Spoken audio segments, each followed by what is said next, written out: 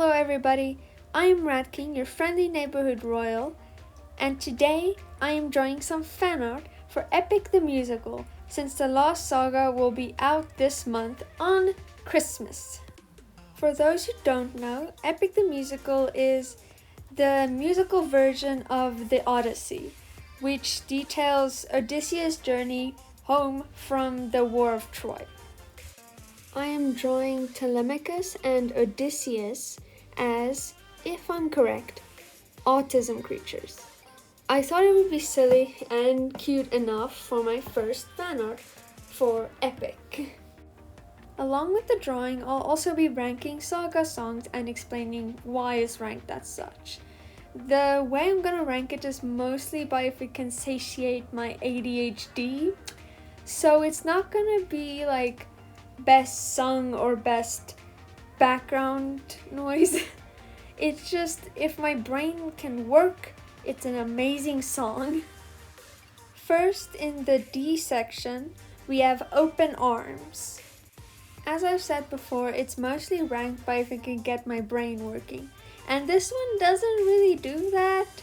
Like, it does further the story a lot, but it just doesn't make my brain work. It's kind of makes my brain stuck in one place, which is not fun. Next, we have all of the Athena songs, and I know they're not all in D class, but they're all lower, and it's not because they're bad. In fact, it's quite the opposite. It's because they're so good I couldn't stop listening to them, which caused them to become super annoying to me and just get annoyed whenever they start coming up.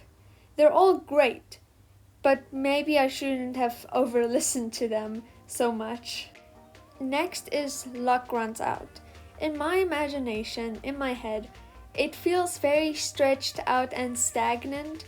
It is not the song's fault. If I were to become an animator, it would probably make more sense. But because you're in your head, it can repeat the scenes a lot and it just feels stagnant in your head. I do love the harmony part though, and also I don't really like Eurylochus. Now we go to the next rank, which is rank C. And then in that rank we have There Are Other Ways. The song is ranked this low because I don't really like sexual songs. Like, yeah, I know in the middle part it switches over and away from it, but the beginning is a bit of a struggle to get through because it makes me that uncomfortable. Otherwise, it's well made and it furthers the story, which is fun for my brain. Next in the rank we have Monster, which has the same issue as Luck Runs Out, but it has more opportunities for that music video defies logic moments, if you know what I mean. And we're already off to the next rank, which is rank B. The first song in this rank is Remember Them. It has a difficult opening to imagine, as well as an end, but the rest of the song is great. There is no complaints. Next, we have The Horse and the Infant. The opening goes hard. Like, yeah, Slay King. The casual Greek lore drop is cool. So, why is it so low? Because it has the same issue as the Athena songs. I listened to it way too much. I think the reason why it's higher than the Athena songs though is because I listened to it less frequently as I did the Athena songs, because I really love the Athena voice. I love her voice so much. Next up is Done For, which the reason why it's a B placing is the same as the Athena song. I listened to it way too much, but I do like imagining the fight scene, so it is a little higher. And finally, we have that one song whose name I cannot pronounce for the life of me, but basically, Sea Snake. The reason why it's in B is because it's kind of difficult to imagine the scene, but I do really like the ending part, so I guess that makes up for it. Now we are on to the next rank, which is rank A. First up on the chopping block is Polyphemus. It's a good song, but the part where he threatens them goes on for a little too long in my imagination, but that's not the song's fault. Otherwise, a lot of meme-worthy moments, A+ for that. Next is Survive, and now listen very clearly. I love it, but I can only imagine so many fighting moves between an ant and a giant. It's all just aimed at his knees. Now, Just a Man also has the same issue as Athena, but the man becomes a monster part where he's like, when does a comic become a meteor? That stuff goes hard, just perfect. This song is the song that introduced me to Epic, so it's obviously gonna be higher. Full Speed Ahead. I love the song because it lets me imagine sweeping shots of the ship, which is my favorite kind of like camera move. So 10 out of 10 for that. A little fun fact, the part where they introduced Eurylochus, I didn't know they were introducing him. I just thought they were saying, you're really close. So for a very long time, there was just this random voice whose name I do not know, but he's there. And I just lived with it. It was only when Epic the Musical stuff started appearing on my TikTok For You page that I realized his name was Eurylochus. Next is Puppeteer, which is an amazing song. But now every time I listen to it, the only thing I can imagine is the memes that came from TikTok. Like the meme where people imagine Eurylochus singing the part of Circe in that song. Always in my head. I always imagine him singing it. The part where they get turned into pigs though, feel a little drawn out in my head because I'd be imagining them turning into pigs and he'd be like, turn the men into pigs. I'm like, oh, now they're turning into pigs. Sorry. Then I have to reimagine them turning into pigs. So for me, it takes a little too long, that scene. Up next is Not Sorry for Loving You. And you guys, I never knew manipulation could hit so hard. It is so good. I feel like though, yes, it's a manipulative song, I don't think she meant to be manipulative. I know that feels like an excuse for her, but like, girl's been alone for thousands of years and this is the first human interaction. I don't think she was exactly practicing how to talk to people.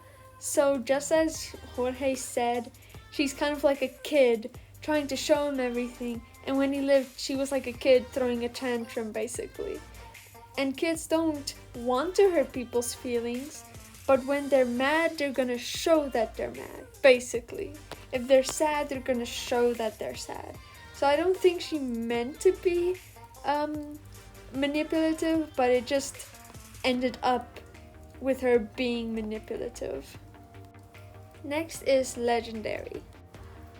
Legendary is this high because I like imagining him and his dog fighting these creatures that he sings about in like, give me sirens and a cyclops. But in the Greek tapestry version, you know, that the story was usually told through, and I don't know, I like it a lot in that version. The last song of Rank A is 600 Strikes, and it's an amazing song, absolutely perfect. But the part where the 3D animation takes place in the official video just kind of ruins it for me a little. The reason why is because it keeps reminding me of those 3D videos where the mouths are exaggerated when they're talking, and so it takes me out. Also the jetpack also takes me out because it's like, I get it, there's gods and there's monsters, but a jetpack? I can't, I'm sorry. It takes me out entirely. And now, the final rank, Rank S. The first song in this rank is, ironically enough, Storm. And now, you might be wondering, why is it ironic? Well, that's because I used to hate it. But that's only because I listened to the first few seconds, but not the entire song. and I hated the first few seconds. But then one day, I just decided to sit down and listen to the entire song. And y'all, it's amazing. I can use every camera movement that my brain can imagine, including sweeping shots. It's perfect, beautiful, no notes. Next is a song that I kept skipping over Storm for, which is Keep Your Friends Close. This song was and is still one of my favorite songs in the entire Epic the Musical, especially for Aeolus. He is so fun and whimsical and such a silly guy in the entire musical. Both of the Hermes songs are here because they're just so beautiful and so fun and amazing and just perfect, and I love Hermes and I love the songs. They're just so amazing.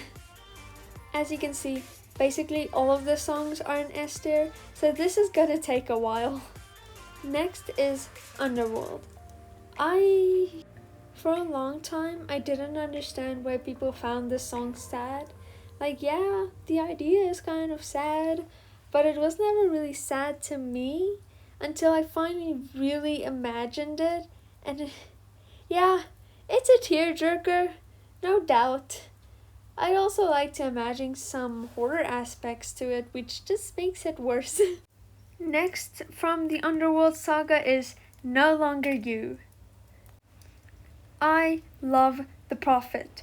I love Owl Odysseus. And I also love to imagine smoke that reveals symbolic pictures of the prophecies as he's telling them, which just adds more humor to the fact that Odysseus doesn't understand what he's saying.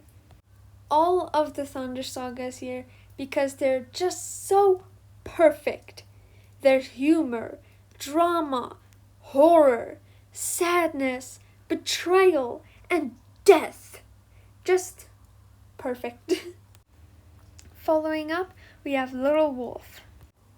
I like Little Wolf for the same reason I like Done For, which is the fight sequence. I also like it because I can imagine them in like different games where you can fight, especially for Reverse 1999. Play it, please play Reverse 99, it's such a good game. And how Athena could possibly be brought into the game, like those big action cards in Reverse 1999. We're at home stretch, everybody. We're almost there. Just a few more. Love in Paradise is just such a fun song and sad at the same time. Her bubbly personality and him wanting to just die is such a kind of funny combination for a song. And I love it so much. God Games is up next. God Games is so good and so well written. I love it so much. I also love trying to sing every part, even though I really can't, but I am trying. I am trying, and that's all that matters. But it's just such a good song. A little thing that I also like to imagine in this song is the part where it's Athena and Aphrodite. I like to imagine that it's like a boss, but just when you think you've defeated it, like a second boss comes and the first boss's health heals up again, and now you're up against two bosses. It fits so well if you imagine it like that.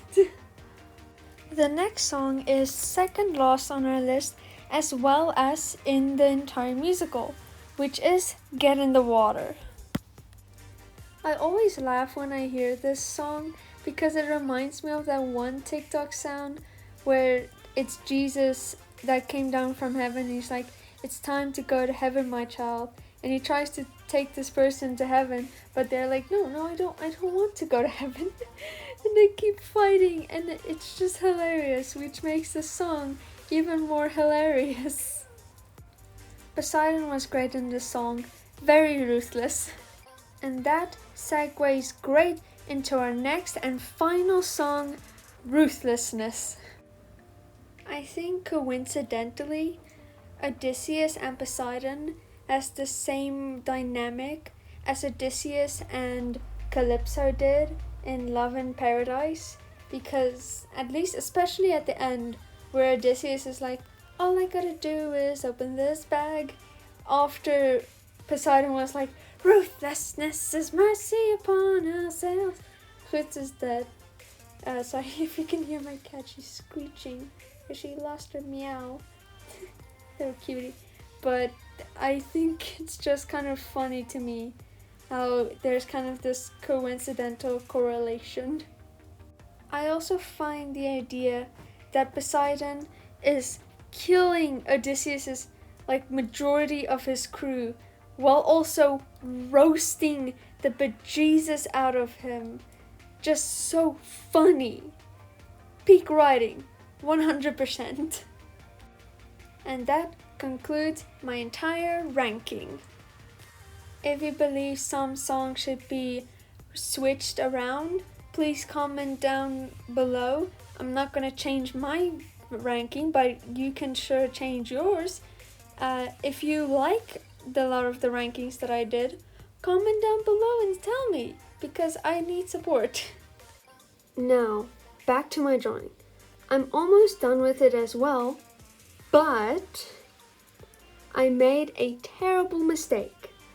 I edited out, but I had to move all the layers around because, as you might have seen, Telemachus's arms were behind Odie's clothes, which is not usually how you climb onto something. Along with having to move things around so that the arms were over Odie, I also had to do some cleanup, as you could probably see right now. I did fix it now, also you can see it, hopefully, and it should look good now.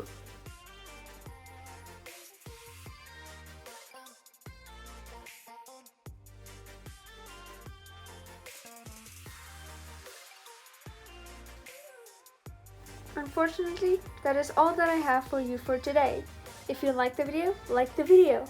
And if you like this kind of content, then I'll make more if you subscribe. And only if you subscribe. I will see you, hopefully, in the next video.